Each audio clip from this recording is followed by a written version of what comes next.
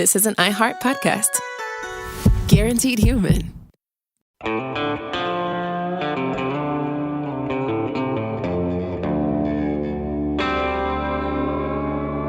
Body Bags with Joseph Scott Morgan.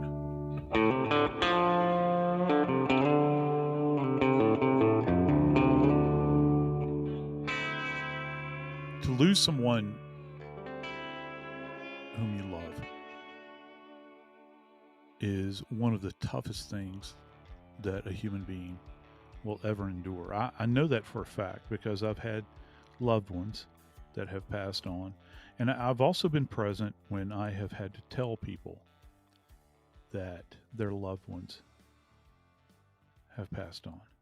But, you know, some say that next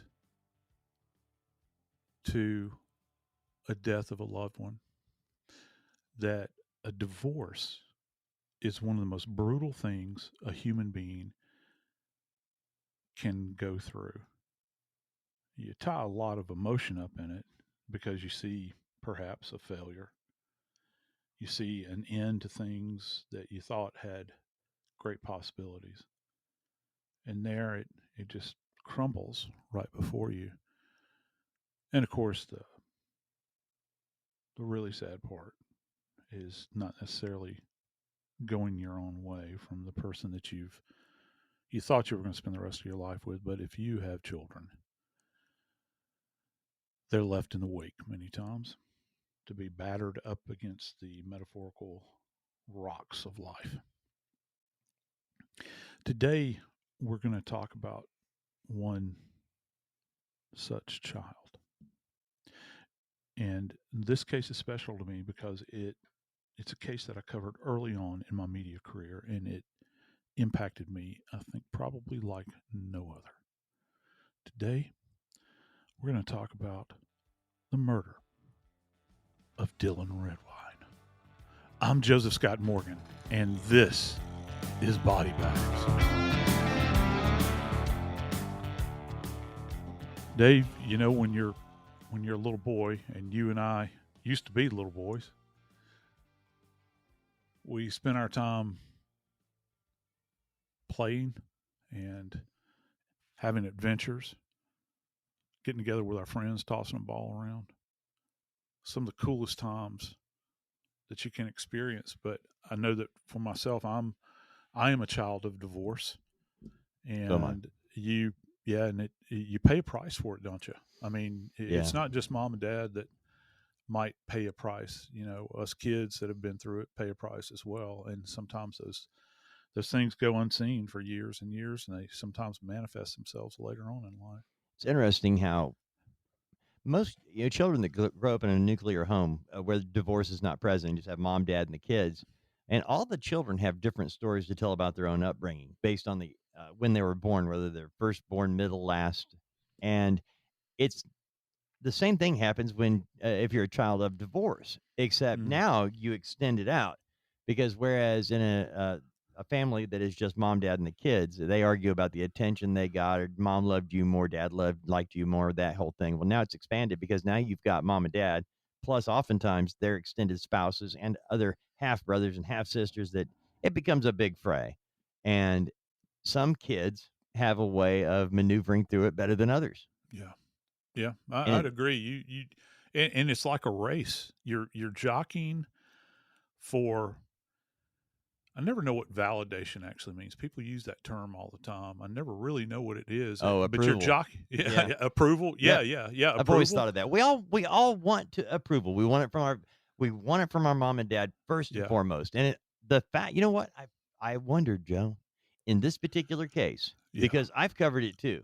When it first began as a missing person, what happened to this 13-year-old kid? Right. A 13-year-old boy, Dylan Redwine, goes to visit his dad. Now, his mom and dad were divorced, and Dylan did not want to go. That was made pretty public fairly early in this whole case, but it was Thanksgiving. He had to go there to be with his dad for Thanksgiving. It was court ordered. So Dylan Redwine went. He arrives at the airport in Colorado. Dad picks him up.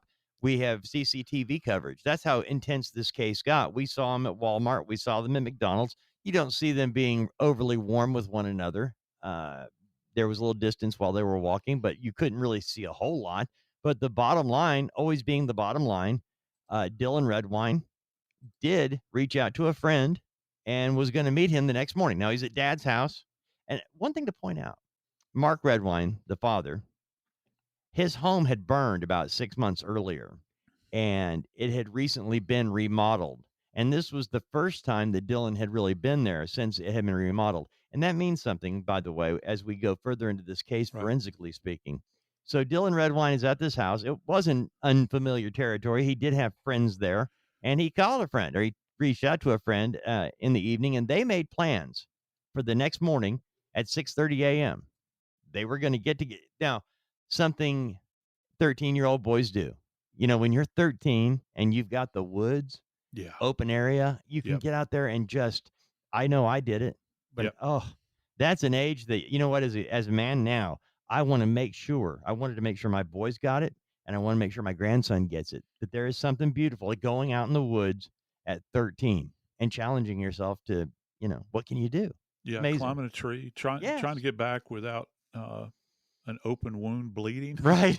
Without doing anything to get in trouble, but you yeah, have a yeah, knife. you're- Usually you have a knife, though, just in case. Yeah. You have a knife. You're gonna chop wood, or Yeah. do some whittling, or you're going to play army. Yeah. Just an adventure. Yeah, it is. It is a grand adventure, and you look at that and you think, and for kids of divorce, that's the ultimate fantasy world, isn't it? Because Yes. you can get out there and you can. I never put that together, Joe. You can escape. You can escape from the tension that's in the house. And interesting, just kind of a little aside here. I used to watch this show inside the actor studio, where the guy would interview the James Lipton. He's passed on now, but he would interview these actors. And there was one thing that he would always start off with in these interviews, and he would say, "We're going to come to a common theme now that is a thread that runs through all of our guests here. You are a child of divorce." And I would think about that, and I thought, wow, where does some of this, because I don't really know that many actors. I've got some friends that are, but not close friends.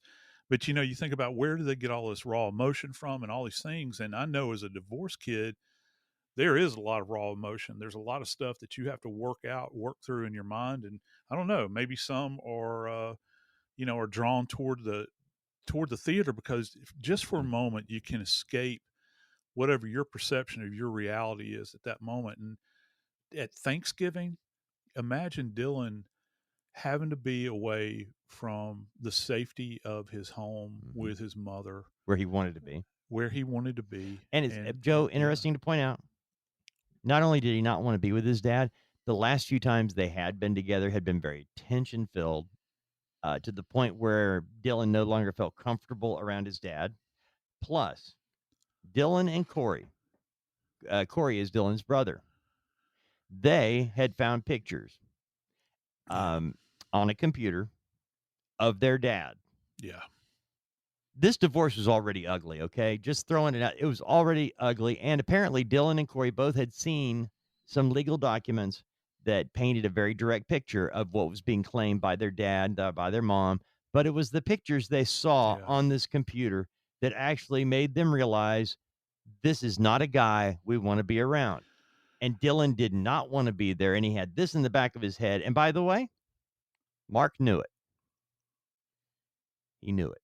Yeah, the father had a complete and total awareness, and I just so you know, I made reference to how, and I don't want to make this about me, but just to kind of give you the background. When I was asked to cover this case, and I was actually, I cover cases on Court TV, I cover cases on the Law and Crime Network, and I have friends at both places whom I care for deeply, and I'll be friends with many of them for life. They asked me, Law and Crime asked me to cover this case, and they send you this big packet, when you're going through it. And when you begin to look at the notes of what you're going to cover, And I began to read through this thing, and I'm thinking, okay, missing young boy, remains have been found in, 2 separate locations. They're skeletonized. He's missing for a time. Oh, and then there's these pictures, and I'm thinking, oh, okay, well, what are the pictures? And then I had to do a double take when I began to read about them, because these pictures, when you're thinking about forensic psychology, um, there are certain roles that people think about from a sexual standpoint. People have, I don't want to um, call them predispositions. That's not necessarily what they do, but they are what are referred to as paraphilias. And there is a particular paraphilia that is out there that's actually called corporophilia, and it is a fascination. Uh, I hate to say this on my own show, but it's a fascination with feces, in particular human feces. And if you can imagine, you're a divorced kid, you're scared, you've got tension between your parents, and you travel along with your brother Corey to your father's house months prior to your disappearance, and you're digging through your dad's computer, as you had mentioned, and you come across a file, and you look at that file. You're in the bathroom with your brother, the door is locked, and you click on it, and there are images of your father dressed in women's lingerie with makeup on and human feces spread all over his face, eating from a diaper.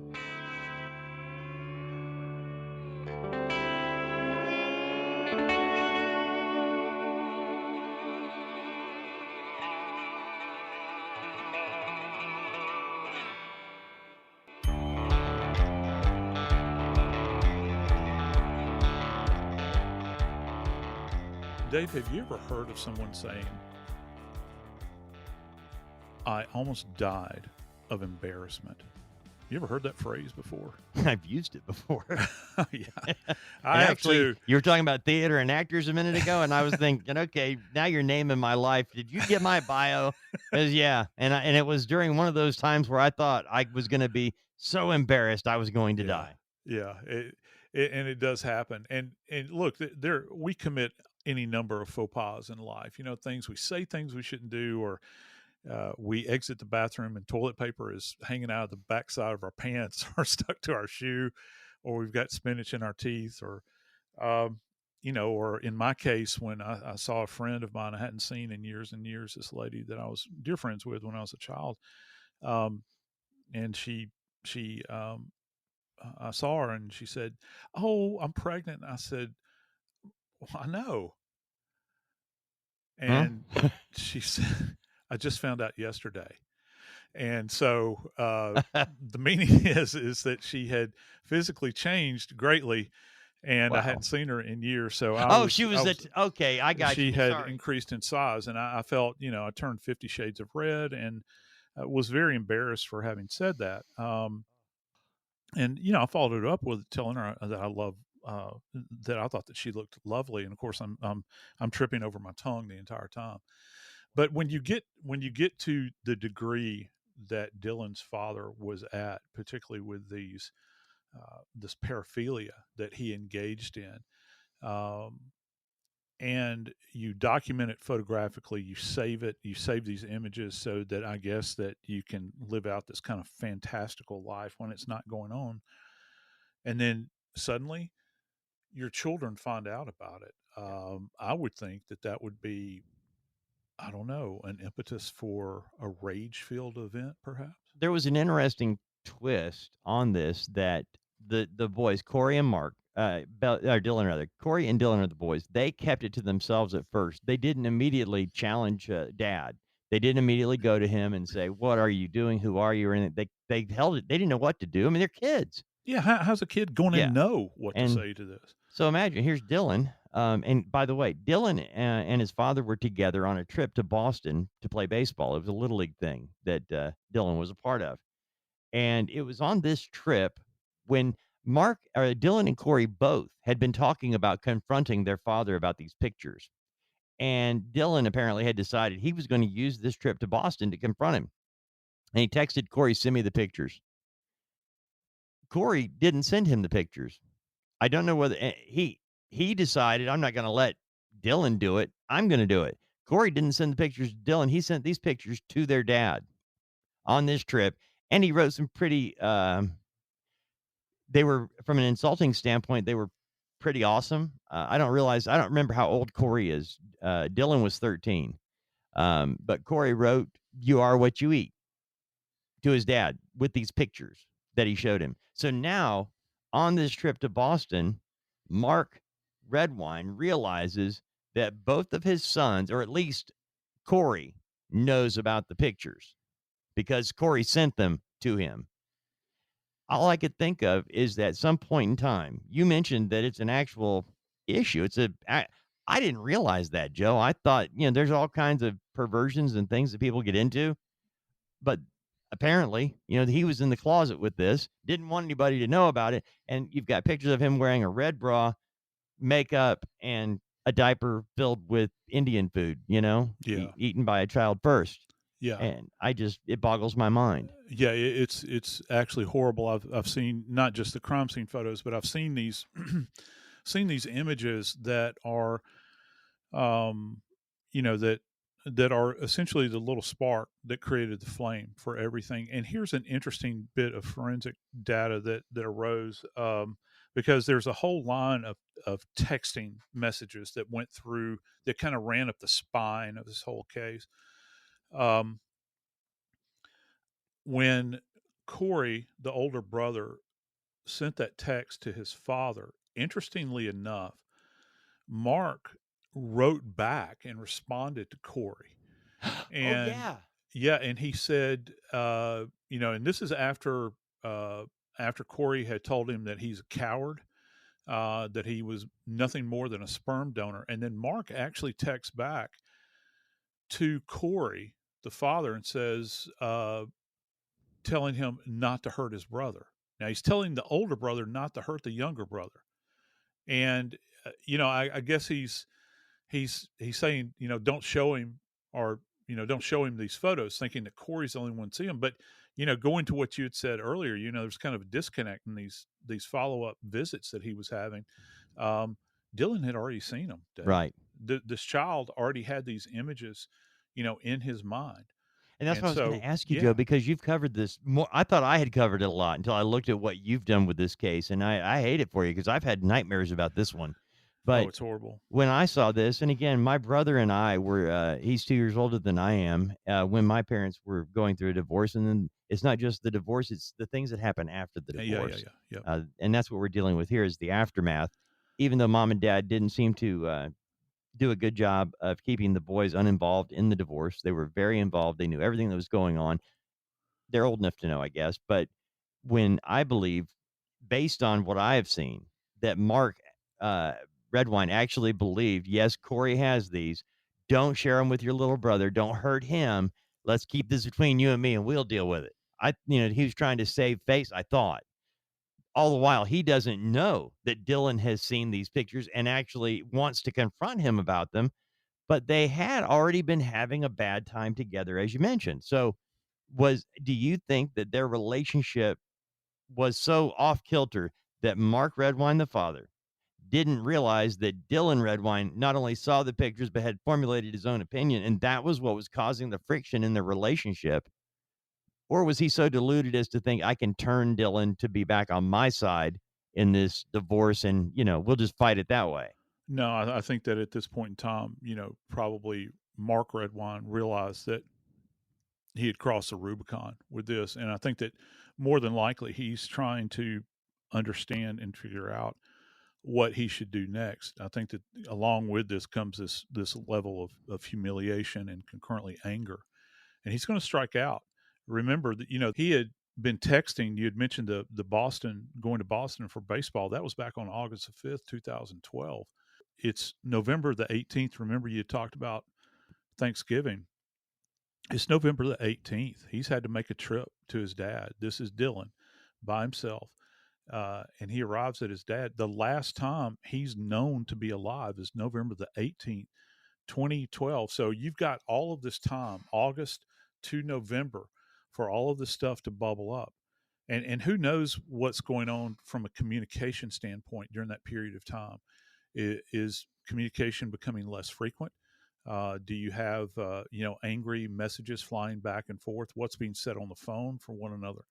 And so all of this plays into trying to determine where Dylan is at this point in time. Once he goes missing on November the 18th and he's under the care of his father, um, the dad, Mark Redwine, says he had left to go out and run errands. And in fact, when he got home, he said that, Dylan wasn't there. He wasn't there. Couldn't find him anywhere, and so that's troubling. There was some activity on Dylan's phone. I think probably the last phone activity was about 9 p.m. on November the 18th. And who knows who was actually using the phone at that point in time to communicate with his friend. Dylan was supposed to go meet up with his buddy, and of course that never happened. Would like to point out Corey Redwine is actually several years older than Dylan. Right. Corey Redwine actually was 20 years old, give or take, when this was going on. Yeah, But and you he's mentioned, reached that age of yeah, emancipation where if he doesn't want to go to dad's house, he right. doesn't have to go Well, I at that looked up because point. I was wondering why. Why Right. is it? Because that had always troubled me, and I was like, well, wait a minute, he was considerably older, and that's also why he was so confrontational with his dad, and it also makes sense as to why Mark would address him almost as as a peer, as an adult, saying, "Don't hurt your little brother." But seeing him as much younger, not realizing that Dylan's the one that found the photos to start with and told Corey about them. But now you've got the discussion where we've got the text messages from Dylan to his friend the evening before. The next morning, Mark claims he goes out to run errands, and when he got home, Dylan was gone. That's the scenario that he played out and stayed with. This is where the world of forensics boggles my mind, Joe. It really does, because I had no idea. I had no idea of what you guys are capable of figuring out, not just the next day, the next week, the next Yeah. month, but months and months. I mean, what can still be found out? What's left behind? There is no perfect crime. No, there's not. There is no perfect crime. You can't do anything in a vacuum. And I always reflect back. I know I've referenced this before. Where the in the book of Genesis, where uh, uh, God calls out to Cain and says, tells Cain, your brother's blood cries out to me from the ground. And in this particular case, you've got Dylan's blood is actually found within the home, and it's not. Later reports forensically indicate that it is apparently not to the level or volume that would necessarily be an event that is consistent with incompatibility with life, where you've just got a tremendous amount of blood that's there that maybe there was an attempt to clean up, but they found some on a coffee table. They found some on a sofa. There was actually some beneath the carpet. And interestingly enough, it was a dog that found the blood, within the home. And dogs are so fascinating. You talk about us as forensic investigators, but when you have an animal at your disposal that has this incredible olfactory, I call it an olfactory spectrum. Um, I know that people that are working ophthalmology will probably laugh about that, but that's what I refer to it as. It's a spectrum of smell that they have that we as humans can't even begin to touch, and they are specially trained. And on a side that folks might not know, when I worked with a medical examiner, we would have a lady that would come by periodically, and she would go back into our decomp area, and she had rags that she would soak up decomp fluid out of the trays where the body sat and seal them, and then take those rags out into the woods and smear the trees with decomp fluid to train her dogs with, so that they would know what decomposing human remnants smelled like. And so these dogs are trained. You've got two separate groups of them. You've got them that will track the living. Okay, you think bloodhounds and those sorts of things, and then you have cadaver dogs. And so, well, what's considered to be a cadaver dog? Well, post-mortem, there has to be some level of decay that's there because it's on a different olfactory spectrum, if you will. And they hit on these things. They can even pick up on the smell. Blood actually has a foul odor in and of itself, even as it decomposes. And so they'll hit along that spectrum, and they'll be able to track. But just within the house alone, they found Dylan's blood. And here's the thing: we're talking about, this is not like this would have been necessarily old blood, because what did you say in the beginning, Dave? This man's house had burned. It had been renovated. So the sample that would have been in there would have been something that probably would have been placed down in that area, or would have been introduced into that environment post renovation, post fire. So that narrows it down, because the fire, if I remember, took place like back in March of 2012, and Dylan goes missing November the 12th. And you're left wondering, well, why would you have multiple spots of this child's blood in this home that he's not domiciled there? He doesn't live there all the time. So, you can explain it. I mean, I've had a spontaneous bloody nose over the course of my life. Heck, I've busted my head on different things, and had an open bleeding wound. Yeah, that does happen. And certainly, being a qualified former little boy, I know that I've spouted blood any number of ways. But it, from an investigative standpoint, how do you get past that? This is one of those moments in time where you have to ask bigger questions. And one of the things that we do know, this little boy was nowhere in that house. But something tells me the dogs are going to play a key role in discovering Dylan's remains.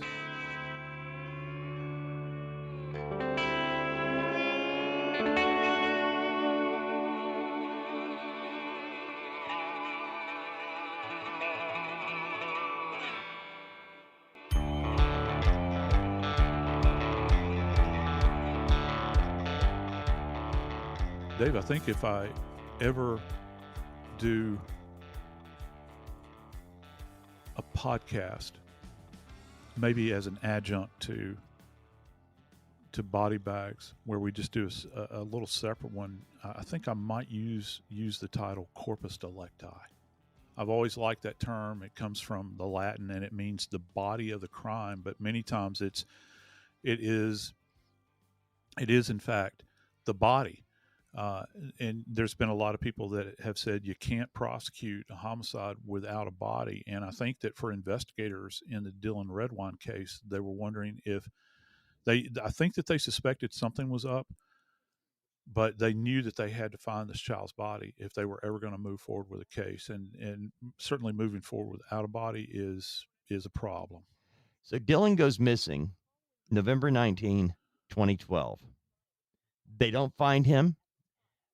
There was weather situations to deal with regard to being able to put out a search for him. It wasn't until the following year in 2013 and it was the femur, but it was both femurs, right? Yes. Yeah. Now, what are the odds of finding that, something so specific, leg bones, without finding everything? It just seems odd. Yeah, it kind of does to me too. But that's what they found in 2013. Yeah, it was actually in June. So this is going to be after everything is thawed. Remember, Okay. We're in a higher elevation Right. in Colorado. It's to say that the Colorado winters are brutal is certainly an understatement. It's terrifying. That weather, during those periods of time, right? And when Dylan went missing, they were right on the cusp of that moment in time. I think that they'd already had some snowfall when Dylan had gone missing back in 12. Right. But moving forward, you have to get out beyond that period, the thaw, before you're going to find anything. And what did occur is that I think it was roughly 10 miles It, away from Mark Redwine's home that the left and the right femurs are actually found. So and they if were you, found on a road, Joe. That yeah, that yeah, was odd. They found, and it was 8 miles from his house. 8 miles. 8 miles from his house, they find the bones, but they're on a road. Why would they find bones on a road in June?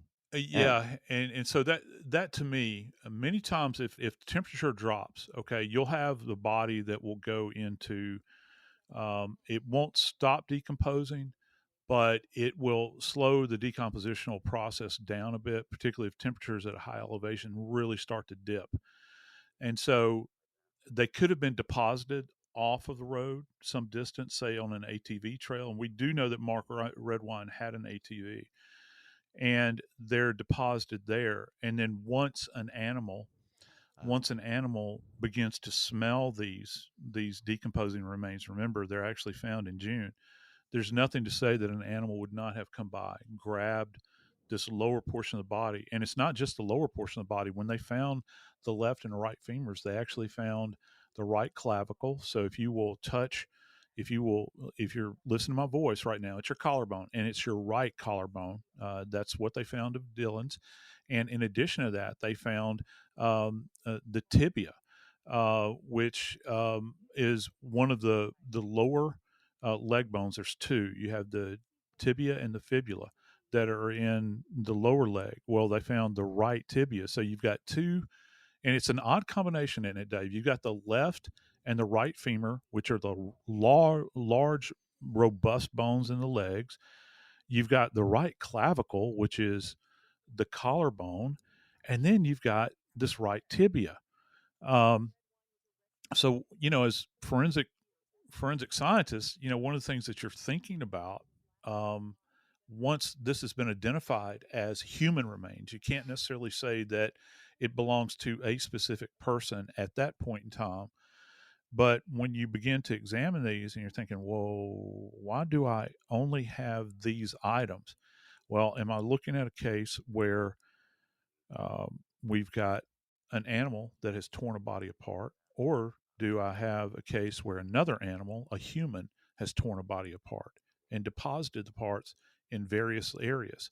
And so, you begin to think about this. If it's a human, then one of the things that you're going to look for on the surface of the bones are going to be tool marks, because that's what we do.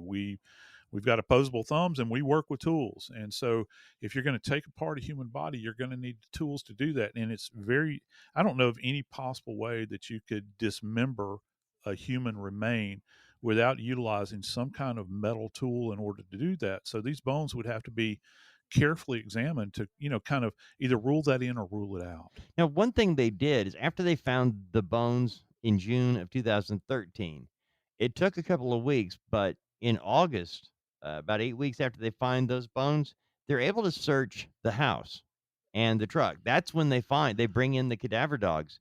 A human cadaver dog is brought into Mark Redwine's home, and that's where the dogs were hitting on, saying that there had been the corpse of a deceased person had been present. That's Yeah. the way they wrote it out. It had been present in that home, also in the bed of his truck, and this was after they'd found those bones. But they didn't find all of them. And one comment Mark Redwine made to a friend of his that really came back to haunt him before they found anything. Mark Redwine made the comment. I guess they were talking about, how do you charge anybody, if he was killed? If he, just, I'm trying to picture a conversation you would have with somebody that would include the term blunt force trauma from a dad talking Yeah. about his son when he doesn't know what has happened to his son. Why? For the life of me, I can't figure out. Joe, that's just not a term I would want to use about a loved one, much less would even think about using. But he did. Mark Redwine talked about blunt force trauma, and, well, they'd need to find his head. Talking about police, in order to determine that his son had been murdered by blunt force trauma, well, they'd need to find his head. Yeah, how is it that you're comfortable enough to make that comment? And it's so very specific. You can reformulate that to talk about, well, I hope they find my son's body, and maybe there'll be information contained on it that'll let us know what happened. Okay, that's kind of the sympathetic view.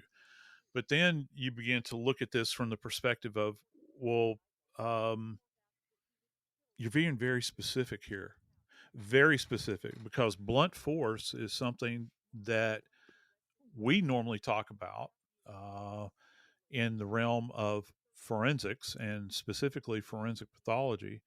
And it's so it has such a fine point on it, and not just fine point when you're talking about method that is used, but also, Dave, when you begin to think about anatomical location, because he states, that you'd have to find the skull, and I'm sure, much to his chagrin, Dylan's skull was actually found. Well, what turned out to be Dylan's skull, hikers actually found the skull on November the 3rd, 2015, and it took them all the way to May the 25th of 2016 to get the skull positively identified at that point in time. Why would it take so long? But I do want to add something to this too, Joe. Yeah, All right, they made a note where the partial remains were found in June 2013. They go and discover the cadaver dogs hitting in the house and in the truck bed, and then the hikers, almost 3 years, nearly, I mean, November 3rd, right. 2015 is just about 3 years after he goes missing. They find his skull, and it's now further away. It's Yeah, it's about 10 miles from the house. And the one thing that Mark Redwine had said out loud is he believed wild animals yeah, had attacked and had drugged him. And one of the experts, a wildlife expert, actually determined that, quote, no animal known to be in the area would transport a body up the mountain from Mr. Redwine's residence to the first recovery site, or would transport the skull an additional 1.5 miles through the terrain where the skull was found. yeah. This They're was in not. the indictment. Yeah, they're not going to do that, and I concur with with the expert in this case. And in my experience with where you have what are referred to as surface deposition of human remains, which means these are non buried remains. These are remains that are left on top of the ground. Now, I'm not saying that at some point in time the remains could not have been buried and then kind of dug up, but if You these are call it surface deposition? yeah, surface deposition, and essentially what that means is that if you think about, okay, I'll give you a good example. Think about Brian Laundrie. Okay, they found him out in the swamps. Well, when Brian Laundrie's remains were found out in the swamp, his body was not buried. That's a surface deposition of the body in total. Now, with these remains, it's over such a massive area. And Dave, it's not like here in the deep south we're going to walk down a dirt road together carrying something in our hand and throw out one item here and throw it another. You're talking about undulating, uneven terrain that rises and falls at pitches we can't even fathom, particularly those of us that are flatlanders that live in these areas around here. The terrain varies so much. Most animals, when they scavenge, and this is one other thing before I forget it, I wanted to mention, when Dylan died or was turned up missing, it was shortly after that I think that Mark Redwine had put forth this idea that perhaps a bear had gotten him. But the experts, and this gives you an idea of the temperatures at this time, the experts said that by the time that Dylan had gone missing in November of 12, the bears would have gone into hibernation by that time. So they're not out and about. And you compare this to the Morphew case. What did Barry Morphew say about his wife? Well, mountain lion got her. Mountain lion got her. Yeah. But there's only 3. They're very Yeah. territorial, and there They are are only very 3 in the area, and that one was nowhere near where he was. Yeah, isn't it interesting how people blame animals for these sorts of things? And with most surface depositions of skeletal remains, where you have bodies, let's just put it this way, where you have bodies that are you have bodies that are intact. Okay, that means that nothing has been done with them. As they decay on the ground, animals will come and they'll generally start in areas that they can get access to. So if you've got a clothed body, they're going to go for the face, they're going to go for the fingers, all right? And they start to pull. And as the body begins to deteriorate, things are more easily pulled apart till they begin to tear at the clothing. Now, some of Dylan's clothing was found. There were remnant of clothing out there, including, I think, shoes as well. But here's the thing: you're not going to have them spreading remains over this vast, uneven terrain. And I think the skull. What was okay? So the lower remains, this deposition of the femurs, 8 miles away, along with the clavicle and the tibia. That's 8 miles away. On a You've got to road go another mile and a half up. up. Increasing in elevation, where you're going to find his head. As they say down here in the South, that dog don't hunt. And so it's just one of those things that it defies all logic. Animals are not going to drag if they're in a particular area kind of scavenging. They're going to grab whatever they can grab. They're going to take it back. And the smaller animals, you can forget about that, because if you're talking about coyotes, these are not huge, robust animals where they're going to walk miles and miles. And it's not like the savannas of Africa where a lion or something. They're not going to walk miles and miles and miles with something that they're going to eat. They're going to go very short distances, sit down, and they're going to begin to ingest their food. So if that is what happened, this makes no sense. But what does make sense is you've got body parts, you've got his remains found at 8 miles away. Then a mile and a half up the mountain, you find his skull. But what did they find on the skull, Joe? Yeah. Because we remember Mark Redwine made the comment, well, they can't do anything without without the head, and he mentioned that's where the blunt force trauma came in. By the way, still an unexplainable comment that he made, and it Yeah. has been brought up at court. It was brought up in each stage along this way, because who would say that other than somebody guilty of doing such a thing? But what did that skull tell investigators? Well, baseline, they were finally able to get Dylan's remains identified off of Oh, that yeah, skull. okay, back to that. You said, okay, they found the skull in November, Yeah. but it was May of the next year before they could even identify it? Yeah, and the images that I've seen of the skull seems like that it would make dental ID very, very difficult on him. And um, by the time you're Dylan's age in life, you will have had some type of dentistry performed. Many people might not know this.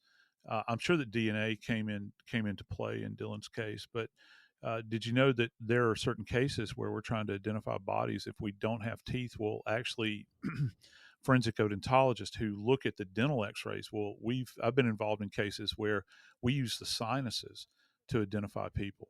So you can do a comparison between sinuses of antemortem X-rays with postmortem X-rays of the skull. So if you've got sinuses throughout your head, they're not just anterior. You have some posterior as well.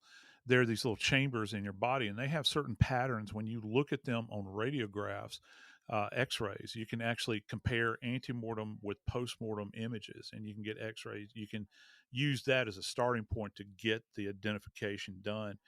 And then a forensic anthropologist will take the skull and they'll begin to do measurements in a very broad sense. So when you're a 13-year-old, your skull has not fully matured at that point to the same size that it's going to be when you're a full-grown adult.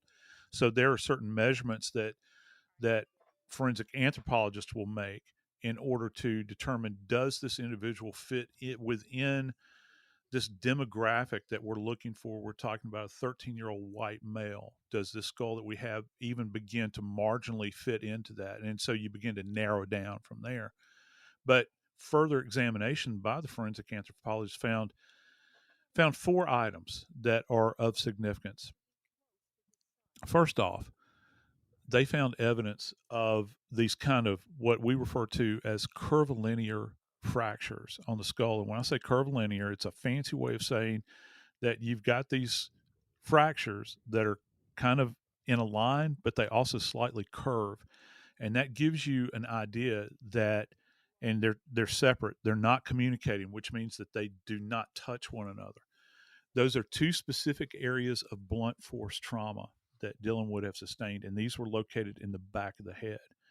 The skull fractures do not appear to be depressed skull fractures where the plug of bone has been knocked down in there, but it's enough potentially of a concussive force that it could kill him.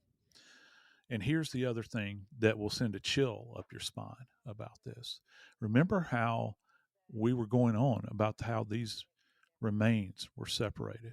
Well, Dave, one of the things that the forensic anthropologist found on Dylan's skull were two tiny linear tool marks that are consistent with a knife blade. So what does that tell us? Why would this child have knife blade marks on the external table of his skull? Now, one of the defense experts at Mark Redwine's trial actually put forth the idea, well, that's probably from an animal.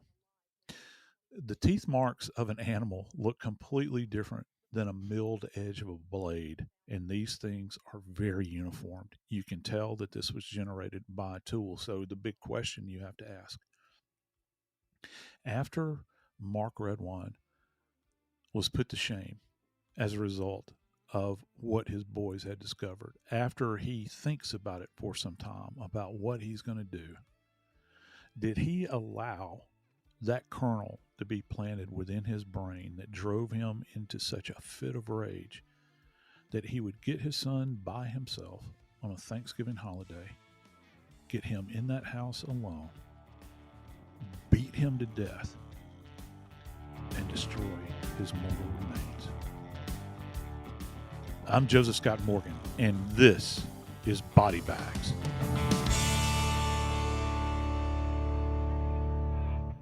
This is an iHeart podcast. Guaranteed human.